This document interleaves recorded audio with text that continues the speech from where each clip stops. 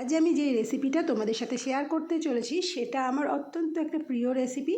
তো এখানে আমি কড়াইতে সর্ষের তেল দিয়ে দিয়েছি, তাতে সর্ষে আর শুকনো লঙ্কা ফোড়ন দিয়ে 2-1 কোয়া মতো রসুন মিহি করে কুচানো ছিল সেটা দিয়ে দিলাম, আর দিয়ে দিলাম 5-6টা মতো কারি পাতা।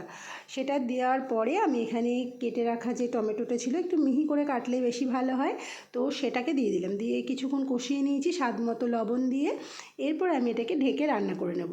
তো যদি একটু জলের প্রয়োজন হয় তো দিতে পারো, কিন্তু আমি এখানে কোনো প্রকার জল দিলাম না।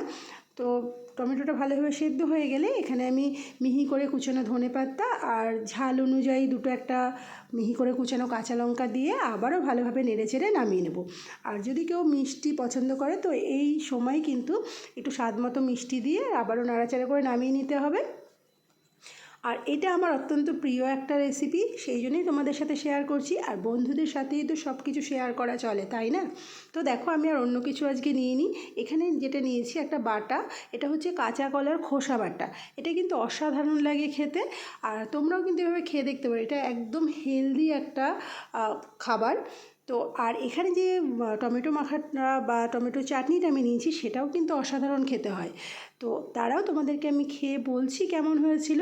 তো তার আগে সবাইকে আমি জানিয়ে দিই শুভ দুপুর। সবাই ভালো থেকো, সুস্থ থেকো।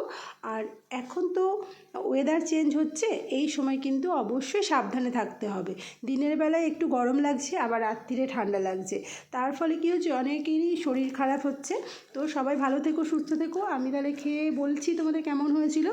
তো একটুখানি খেয়ে নিলাম, তো খেয়ে দেখলাম দারুণ হয়েছে কিন্তু খেতে। তোমরা একবার এটা অবশ্যই ট্রাই করতে পারো। আর যদি রসুন না খাও, রসুনটা দিও না, অ্যাভয়েড করো।